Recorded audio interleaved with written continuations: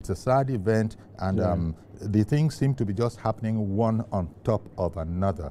As we're hearing these bad stories, the last thing we expected was to hear this one. And then to worsen the matter, we don't really know where we are. The reports we have is that about 10 people started shooting sporadically, and then after that, it was noticed that up to 3 people, not all of them in the same place, had actually been hit and killed. Some have gone to the hospital. They reportedly marched off the pastor into the bush from which they had come. Dr. Okwori, what do you make of this? This matter of terrorists, bandits, what exactly are they? For now, I don't think people really know very much.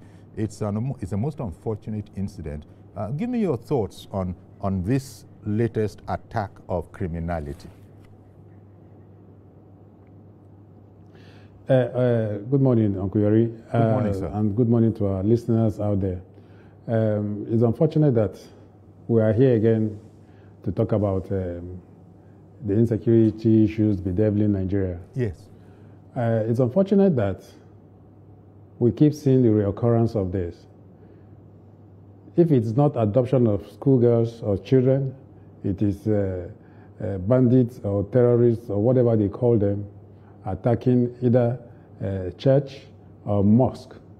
Before now, it was some mosques in Katsina, in Zamfara, and all that. So the question now is, who are these people? What's their intention? What's their aim? Exactly. We cannot know their aim. We cannot know their intention. We cannot know who is sponsoring them. We don't know anything about them. Do you know why? Because we're unable, as a government, as security agencies, to investigate, to unravel, to reveal, to know who these people are. Because they come, strike, kill, do whatever they want to do, and they go scot-free. Nobody is arrested. Nobody is killed for us to even know if they are even foreigners or if they are people within the community where they have come to strike. There are a lot of communities here in Nigeria that they have come to kill, like in this manner. The Okwori case, what has happened to it? Over 40 persons, 40 worshippers were killed in Okwori. The case is still ongoing. We don't even know the perpetrators, whether they are the rightful people or the wrong people that were arrested. The Elewata case of almost 200 persons that were killed in Benue some couple of months ago, the perpetrators were told that some persons, about 23 of them, were arrested. How far have they gone with the case? So these are the issues. If not for the life, whatever that happened in the church, we would have even seen the images or the features of the people that came to strike. We saw them with armed with AK-47 and all that right inside the church. So why do we still have all this? Are we as a country doing what is right? Are we as a country doing same thing over and over again and expect a different result? But I want to believe that we are still doing the same thing. Yes, because it happened in a local community in Kwara. The governor was there, police were deployed, soldiers were deployed and all that. That's the usual practice. It's the usual practice. At the end of the day, these criminals have gone, carried these people that they have kidnapped or adopted from that community, went into the bush, into the forest. Right? Exactly. And from just what like that. they are saying, from their features, we discovered that they are not even citizens or even Yoruba people. It shows that they are bandits that have come all the way from Zamfara. Don't forget that Zamfara is the headquarters of banditry in Nigeria. One moment, Dr. Okwori. Let's listen to the governor upon the sad event. Okay then. Main purpose here is to commiserate with you and the community and to see how much more help we can render here. All the security agencies are on this. The president had to cancel his trip to G20 for the G20 meeting in South Africa because of this. As I speak to you, there's strong mobilization of the members of Nigerian Armed Forces into it. And the president. Well, that was a very short, it wasn't the cleanest of clips. Clearly it was. We just had to get something. It was shot on an amateur video, as you can imagine, you know, in the immediate aftermath of, well, the event, because the governor wouldn't have spoken late on the matter. So it's a bit distressing, this worrying, as you said when we came on, that we don't even know who they are. And this happens time after time. But the federal government has declared an emergency, right? Security, Tinubu, well, the state of the nation, I believe that they now know that this is a very serious matter. Are you particularly encouraged by the emergency? When I say encouraged, I mean that that we shall be getting a different kind of outcome. Right now, we don't know anything. They haven't even asked for a ransom. They haven't identified themselves. Yeah, you see, Uncle Yori, when incidents like this happen, I am privileged, or I was privileged to do my PhD thesis on kidnapping for ransom. Okay. Right. And yes, and they afforded me the opportunity to have interaction with kidnappers as well as victims. And when it happens like this, in order to see how to stir the tension, right, they will not hurriedly ask for ransom. They will keep the victims, so that the tension will be at its peak. The moment they put that call across to the families of the victims and all that, whatever they put forward as ransom or demand that they are asking, it will now put the families in a desperate situation to see how to agree the terms and conditions that the bandits or criminals have put forward, to the families of victims, So that's the whole idea, right? So the point is, are we even serious in seeing how to address these issues? That's a very critical question, right? Because you have the president there, he's the commander-in-chief of the armed forces, right? Don't forget that the president during his campaign said that we shouldn't pity him, that he asked for the job, right? Meaning that he came prepared, whatever the issues are that is confronting Nigeria, be it security, be it economy, and all that. He knew that he was coming to inherit all these challenges bedeviling or befalling Nigeria, right? So, as president and commander-in-chief, let me appreciate the fact that he canceled his trip to South Africa to attend the G20 summit or something, right? Because you cannot leave your house when it's on fire. You must see how to put off the fire. Right now, whether we like it or not, Nigeria is on fire. On every daily basis, one incident or the other springs up.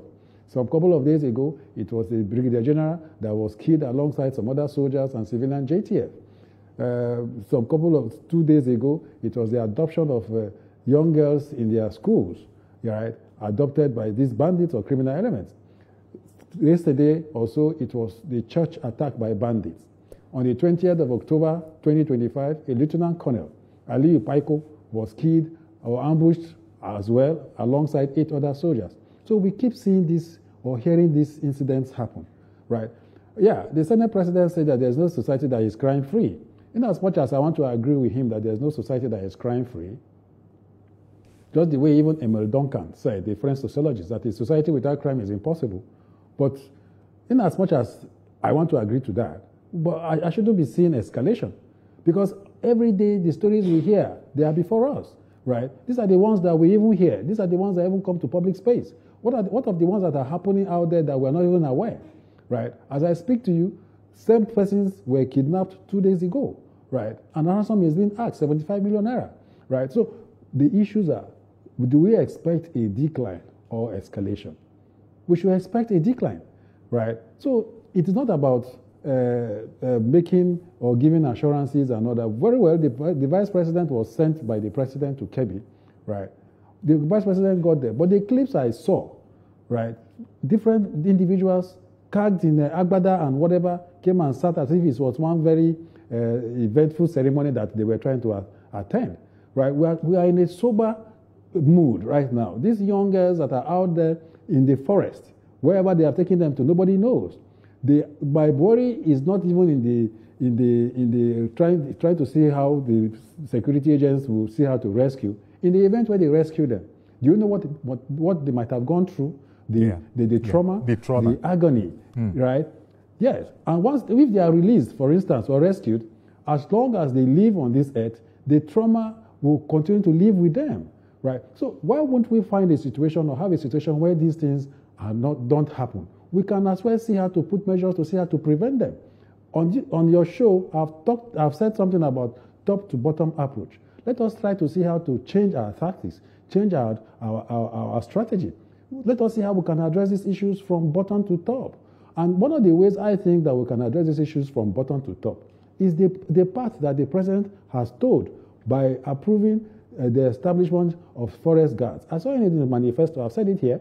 I saw it in his manifesto. So the president is one president I think or I feel understands the situation, right? So the orders that he has given that forest guards should be established under the supervision of the National Security Advisor.